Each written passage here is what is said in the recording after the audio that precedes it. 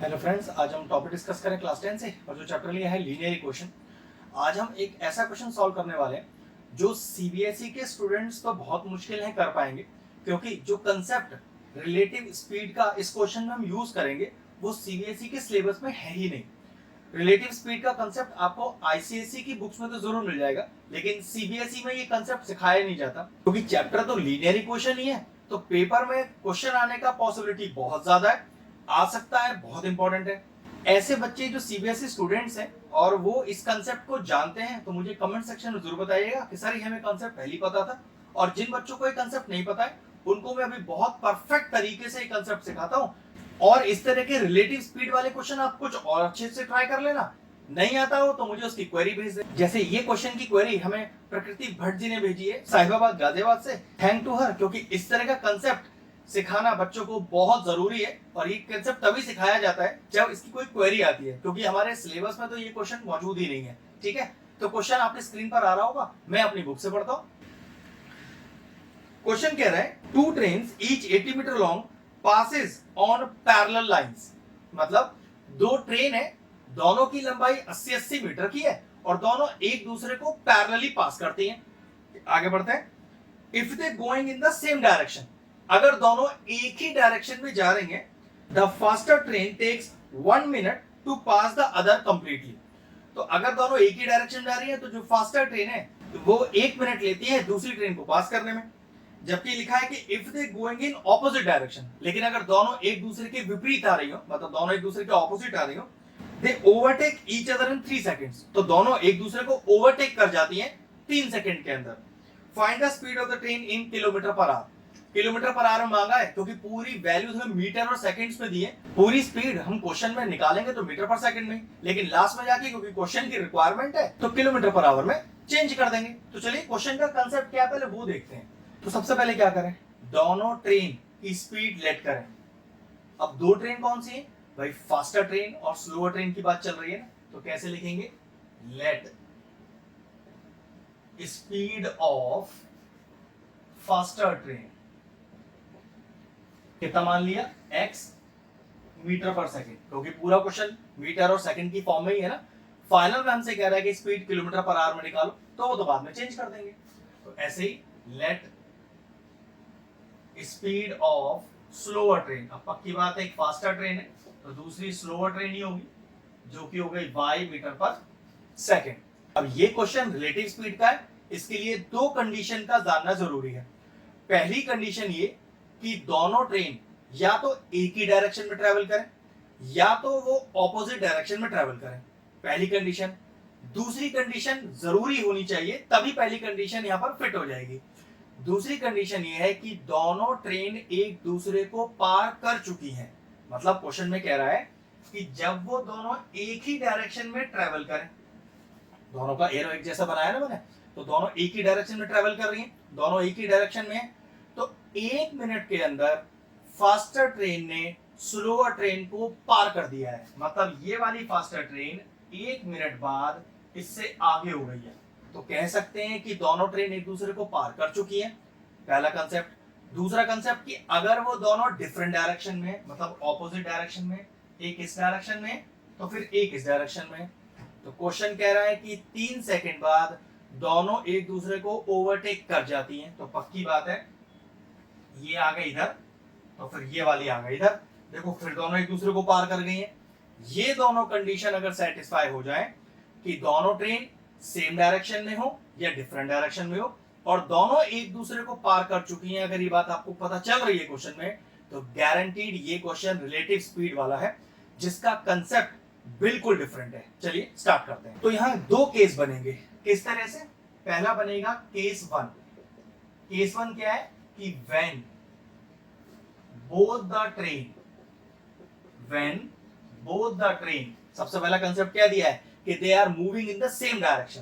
तो when both the train are moving in same direction, दोनों train एक ही डायरेक्शन में मूव कर रही हैं, ये हमारा पहला केस है। और अगर दोनों ट्रेन एक डायरेक्शन में मूव कर रही हैं तो आपको 3 चीजों के बारे में फटाक से पता चल जाना चाहिए। स्पीड क्या होगी, उनका डिस्टेंस क्या होगा और कितना समय लगेगा। अब यही चीज जो मुझे इस क्वेश्चन में पर्टिकुलरली समझानी है, जिसको मैं रिलेटिव स्पीड बोल रहा था, तो याद रखिएगा अब ये स्पीड नहीं कहलाएगी, अब ये रिलेटिव स्पीड कहलाएगी।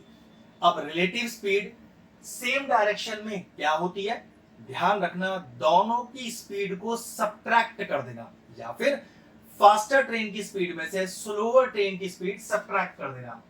बिल्कुल ध्यान रखें ये कंसेप्ट। अगर दोनों ट्रेन एक ही डायरेक्शन में मूव कर रही हैं, if they are moving in the same direction, तो दोनों का रिलेटिव स्पीड, दोनों की स्पीड का डिफरेंस होता है। ठीक है, क्लियर हो गया पहले वाला कंसेप्ट। अब डिस्टेंस, यहां डिस्टेंस भी क्या होगा, दोनों का कुल मिलाकर डिस्टेंस ट्रेवल्ड। अगर फास्टर ट्रेन ने स्लोअर ट्रेन को पार कर दिया है, तो जरा ध्यान से देखो, ये आपकी फास्टर ट्रेन और ये आपकी स्लोअर ट्रेन, इसकी दूरी कितनी है 80 मीटर, इसकी दूरी भी 80 मीटर है। क्वेश्चन कह रहा है कि 1 मिनट में फास्टर ट्रेन स्लोअर ट्रेन को पार कर जाती है, मतलब ये फास्टर ट्रेन अब यहां आ गई है। तो ध्यान रखो टोटल कितनी दूरी तय हुई, एक तो ये वाली दूरी प्लस ये वाली दूरी। हमेशा ध्यान रखना रिलेटिव स्पीड में दोनों दूरियों को हमेशा ऐड करके लिखा जाता है। तो 80 मीटर प्लस 80 मीटर कुल मिला के 160 मीटर। रिलेटिव स्पीड में स्पीड को माइनस या प्लस किया जाता है, क्योंकि हम सेम डायरेक्शन में जा रहे हैं, तो इसलिए स्पीड करेंगे माइनस। डिस्टेंस निकालते समय सम ऑफ द डिस्टेंस निकाला जाता है, और टाइम कितना दिया है 1 मिनट। अब 1 मिनट को मैंने क्या लिख दिया यहाँ पर 60 सेकेंड, और रिलेटिव स्पीड का फॉर्मूला लगा देते हैं। फॉर्मूला तो वही है, relative speed is equal to, मतलब speed is equal to distance upon time. What is my relative speed, वो तो है x minus y. What is my total distance travelled 160, and what is my total time taken, that is equal to 60। अभी थोड़ी देर के लिए equation यहीं छोड़ देते हैं, आगे जब दूसरी इक्वेशन बनाएंगे तब देखेंगे क्या तरीका लगाए सॉल्व करने का। जब तक मैंने इस फर्स्ट इक्वेशन को अलग से लिख दिया है, अब केस 2 लेंगे। केस 2 क्या है हमारा, केस 2 है कि when both the trains are moving in opposite direction. तो लिखते हैं case 2, when both the trains are moving in opposite direction, इन दोनों एक दूसरे के विपरीत जा रही हैं, दोनों एक दूसरे के ऑपोजिट आ रही हैं। निकालना वही है स्पीड डिस्टेंस टाइम, नहीं स्पीड नहीं, रिलेटिव स्पीड। याद रखना इस वर्ड को, रिलेटिव स्पीड। तो जैसे कि सेम डायरेक्शन में जाते हुए रिलेटिव स्पीड निकालने के लिए स्पीड को सब्ट्रैक्ट करना पड़ता है, इसी तरह से ऑपोजिट डायरेक्शन में जाते समय रिलेटिव स्पीड निकालने के लिए स्पीड को ऐड करना पड़ता है। तो x प्लस वाई मीटर पर सेकेंड। दूरी बिल्कुल जैसे आपने फर्स्ट केस में निकाली थी कि sum of all the distance travelled. तो भाई सम क्या है डिस्टेंस ट्रेवल्ड 80 मीटर 80 मीटर, तो वो यहां पर भी 160 मीटर हो गया। और समय आपको क्वेश्चन में अलग से दिया हुआ है कि 3 सेकंड लग रहा है एक दूसरे को क्रॉस करने में। तो तरीका फिर वही, रिलेटिव स्पीड मतलब स्पीड, फॉर्मूला तो वही है डिस्टेंस अपॉन टाइम, सारी वैल्यूज पता है। तो ये हो गया x प्लस वाई, डिस्टेंस हो गया 160 और टाइम कितना दिया है 3 सेकंड। ये क्वेश्चन भी तैयार है। अब दोनों इक्वेशन हमारी तैयार है। अब थोड़ा सा अगर मैं लॉजिकली क्वेश्चनों को सॉल्व करूं, तो देखो यहां लिखा है 160/3, यहां लिखा है 160/6। तो क्या मैं दोनों के डिनोमिनेटर को एक जैसा बना लूं? अगर आपको ये कंसेप्ट नहीं लगाना तो सॉल्व करने का आपको कोई कंसेप्ट अच्छा आता हो तो वो लगा लेना, कोई दिक्कत नहीं है। सिंपल लीनियर इक्वेशन सॉल्व करनी है, एलिमिनेशन लगा लो, सब्स्टिट्यूशन लगा लो, कुछ भी लगा लो। मैं लगाऊंगा तो एलिमिनेशन ही यहाँ पर, लेकिन पहले थोड़ा सा जो कांस्टेंट टर्म है इक्वल के आरएचएस में, उसको मैं पहले सही कर रहा हूँ। मैं क्या कर रहा हूँ, यहाँ नीचे डिनोमिनेटर में 60 बनाना चाह रहा हूँ, क्योंकि वहां भी डिनोमिनेटर में 60 है। तो मैं क्या कर रहा हूँ, यहाँ 20 से नीचे भी मल्टीप्लाई, 20 से ऊपर भी मल्टीप्लाई। देखो इससे क्या फायदा हुआ, x plus y is equal to 6 to the 32, तो 3200 अपॉन 60। अब मैंने दोनों के बेस मैच कर लिए, और ये हमें पता है कि फ्रैक्शनल नंबर में अगर बेस मैच हो जाए तो सॉल्व करना बहुत आसान होता है। अब मैंने दोनों ही क्वेश्चनों को देखो सेपरेटली बिल्कुल सॉल्व करके लिख दिया है, दोनों के डिनोमिनेटर मैच कर रहे हैं। चलिए एलिमिनेशन मेथड लगाते हैं। सबसे पहले इन दोनों इक्वेशनों का नाम देते हैं 1 और 2, सॉल्विंग इक्वेशन 1 एंड 2। अब 1 एंड 2 तो एक इक्वेशन के नीचे दूसरी इक्वेशन लिख दीजिए, ऐसे ही एलिमिनेशन सॉल्व करते हैं अपन। कर दिया। अब जरा ध्यान से देखिए, माइनस का y प्लस का y मेरे ख्याल से कैंसिल आउट हो जाएगा, एलिमिनेशन मेथड ही लगा रहा हूं। ऐसे ही x प्लस x ये हो गया 2x, ये भी जोड़ दीजिए आपस में, तो 160/60 प्लस 3200/60। ये जो मैंने फ्रैक्शन मैच किए थे उसका फायदा अभी दिखने वाला है, क्योंकि बेस तो सेम है तो एलसीएम तो 60 आ जाएगा। और अगर एलसीएम मैंने डायरेक्टली कॉपी किया है तो न्यूमरेटर में सिर्फ इसको डायरेक्टली जोड़ दो, कुछ और करने का जरूरत ही नहीं है। सिंपल एलसीएम इसी को कहते हैं, और बेस सेम करने का फायदा भी दिख गया, वरना मुझे पूरा प्रॉपर एक तरीके से एलसीएम लेना होता। हाँ, क्वेश्चन आप वैसे भी सॉल्व कर सकते हो, जरूरी नहीं ये वाला कंसेप्ट लगाओ। आपको लगता है कि सर ये कंसेप्ट मुझे अगर वहां नहीं क्लिक किया तो कोई दिक्कत नहीं है, आप जैसे अपना एलसीएम निकालते हो सिंपल सॉल्व करने का वैसे कर लेना। नेक्स्ट स्टेप, तो 2x इज इक्वल टू, जोड़िए इसको, तो ये आएगा आपका 3360 अपॉन 60, 0 से 0 चला गया तो 3 2 जा 6, 3 1 जा 3, 3 1 जा 3, 3 2 जा 6, फिर 2 से गया, 2 5 जा 10 और 2 6 जा 12। तो आपके पास आया 2x इज इक्वल टू 56 और x के वैल्यू आ गई 56 अपॉन 2, कैंसिल आउट कीजिए, तो 2 2 जा 4 और 2 8 जा 16। तो x का वैल्यू आया 28, जो कि हमने ली थी फास्ट ट्रेन की स्पीड। तो क्या पता चला, जो फास्ट ट्रेन की स्पीड आ रही है वो आ रही है 28 मीटर पर सेकंड, क्योंकि क्वेश्चन में अभी किलोमीटर पर आवर में चेंज करना है, लास्ट में मांगा गया है ना, तो वो एक साथ कर देंगे। पहले y निकाल लेते हैं। अब इस x की वैल्यू को किसी भी इक्वेशन में डाल दीजिए जो छोटी दिख रही हो, वैसे छोटी फर्स्ट इक्वेशन दिख रही है तो उसी में डाल देते हैं।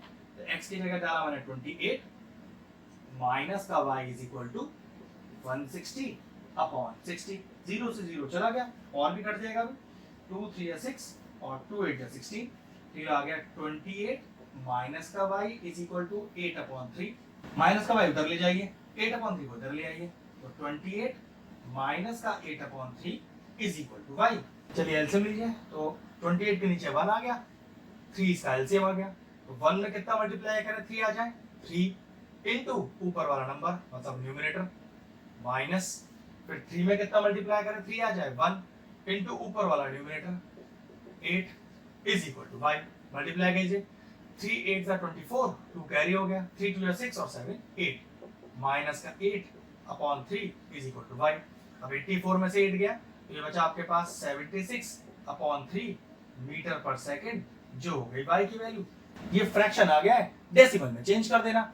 तो ये लीजिए आपका कंसेप्ट आ गया। आपको निकालनी थी स्पीड, जो कि अभी तो आई है मीटर पर सेकंड में, अभी इसे किलोमीटर पर आवर में चेंज करना बाकी है, तो वो भी कर देता हूं। अब सबसे पहले x लेते हैं, जो कि है 28 मीटर पर सेकंड। अगर मीटर पर सेकंड से किलोमीटर पर आवर में आना है तो डायरेक्टली तरीका बता देता हूं, 18 अपॉन 5 से मल्टीप्लाई कर दीजिए, ये अपने आप किलोमीटर पर आवर हो जाएगा। एक बच्चा कहता है सर ये 18 अपॉन 5 क्या चीज है, या कहां से आ गया? तो देखो कंसेप्ट तो यही लगाया ना मैंने, देखिए 28 मीटर पर सेकंड लिखा है ना, तो मीटर से किलोमीटर करेंगे तो 1000 से डिवाइड करेंगे, और अगर हम सेकंड से आवर्स में आएंगे तो 160 मल्टीप्लाई करेंगे तो मिनट, और 160 और मल्टीप्लाई करेंगे तो आवर। तो एक्चुअल में ये 3600 अपॉन 1000 आ गया। इसे सॉल्व कर लीजिए, सॉल्व करेंगे तो बेटा ये 18 अपॉन 5 ही आएगा। बस इसको मल्टीप्लाई करके जो आंसर आया ये आपका किलोमीटर पर आवर हो जाएगा। इसी तरह से y की वैल्यू को भी चेंज कर लीजिए, 76 अपॉन 3 है ना, 18 अपॉन 5। अब ये देखिए ये आंसर भी आपका किलोमीटर पर आवर आ गया। इसको सॉल्व कर लीजिए, आ गया आपका final answer. One of the best question in linear equation, जिसमें रिलेटिव स्पीड का कंसेप्ट है। क्वेश्चन मैंने आपको दो पहचान बताई है कि कैसे रिलेटिव स्पीड का क्वेश्चन है, आपको ये पहचानना है। ऐसा भी हो सकता है कि फर्स्ट कंडीशन पूरी हो रही हो लेकिन सेकंड कंडीशन नहीं हो रही हो, तो ध्यान रखना ये कंसेप्ट आपको नहीं लगाना, फिर नॉर्मल जैसे आप अपने स्पीड डिस्टेंस टाइम के क्वेश्चन सॉल्व करते हैं वैसे ही करना है। क्वेश्चन बहुत बेहतरीन है, अच्छे से प्रैक्टिस कीजिएगा, और आपको इस तरह के और क्वेश्चन भी करने पड़ेंगे, तब आपको रिलेटिव स्पीड का कंसेप्ट समझ में आएगा। अगर और क्वेश्चनों में आपको डाउट हो तो हमें अपनी क्वेरी भेज सकते हैं, जैसे प्रकृति भट्ट जी ने भेजी है वाली क्वेरी हमें। आप भी अपनी क्वेरी हमें कमेंट बॉक्स में लिख के भेज सकते हैं, आपको उस क्वेश्चन का पूरा डेडिकेटेड वीडियो मिल जाएगा। अगर आप लीनियर इक्वेशन चैप्टर से जुड़े और क्वेश्चंस भी करना चाहते हैं तो हमारी प्लेलिस्ट में जाके आप चेक कर सकते हैं, आपको बहुत सारे नए नए क्वेश्चंस मिल जाएंगे, उन्हें भी जाके चेक कर लीजिए। और एक लीनियर इक्वेशन ही नहीं, क्लास 10 से जुड़े हुए सारे चैप्टर की प्लेलिस्ट बनी हुई है, एक एक करके जाके चेक कर लीजिए। ये क्वेश्चन फिनिश हुआ, वीडियो फिनिश करते हैं।